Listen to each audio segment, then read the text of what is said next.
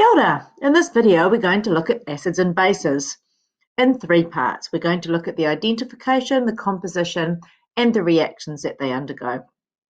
So to identify acids and bases, we will look at litmus paper, universal indicator, and just one very important observation. In terms of their composition, we're going to need to know what acids are, what bases are, and the ions that are common to both of them. And finally, for the reactions, we will look at the reactions acid and base, acid and carbonate, and acid and metal is the other one, which we don't really focus on too much in NCEA and in Year 10. So first of all, let's look at the identification. You can use universal indicator, and universal indicator comes in a bottle as a liquid usually, where you can get it as paper. And it identifies acids and bases using colours, which we can then link to a pH. So our bases are blue and purple with universal indicator, as seen here, and also bases turn both colours of litmus blue.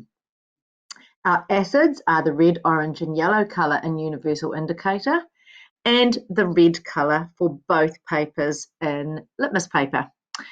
Neutral compounds are green in universal indicator, and they do not change the colour of litmus paper. So note that when you're using litmus to identify, you need to use both red and blue to prove anything. And just a note, if you're trying to explain this with writing and words, you need to make sure that you are saying the universal indicator or the litmus changes colour, not the acid or the base. Acids can also be used to distinguish between bases and carbonates. If you have something that has a high pH or the indicator is blue or purple, it's going to be a base. But is it a carbonate? Add some acid. If you see bubbles, it's definitely a carbonate. If there's no bubbles, it's not a carbonate. Now looking at the composition of acids and bases. How do we know something is an acid? Well, that's easy. Its name ends in acid. And there are three you need to know the name and formula for: hydrochloric acid, HCl, sulfuric acid, H2SO4, and nitric acid, HNO3. And secondly, bases. Bases are any metal compounds that end in oxide, hydroxide, carbonate, or hydrogen carbonate. And alkali are special bases that are dissolved in water. The next part of composition is what actually is in all acids and all bases.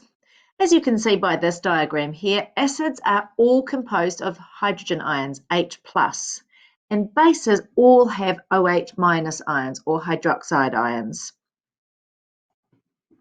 The higher the concentration of H+, the more acidic a substance is and the lower its pH. Note, don't talk about stronger acids at level 1. You don't really understand what this is until you get to level 2. And the higher the concentration of OH-, the more basic the substance is. And if there's equal H+ and OH-, well, that's when we're neutral. That makes water. Looking now at the reaction between an acid and base. There's three ways to represent this. You can see a picture on the left, you can see just the H+ and OH- at the top on the right, and you can see actual examples of acids and bases making salt and water. If you look at this arrow here, you can see that the acid is actually the H+, and the base is actually the OH-.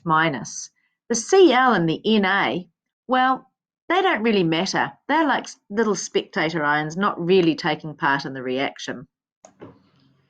Remember that what this Na and Cl do tell us is what the name of the salt is. So the sodium becomes the first part of the salt, and the chloride from the acid gives us the second part, sodium chloride. And in the same way, sulfuric acid would give us a sulfate, and nitric acid would give us a nitrate salt.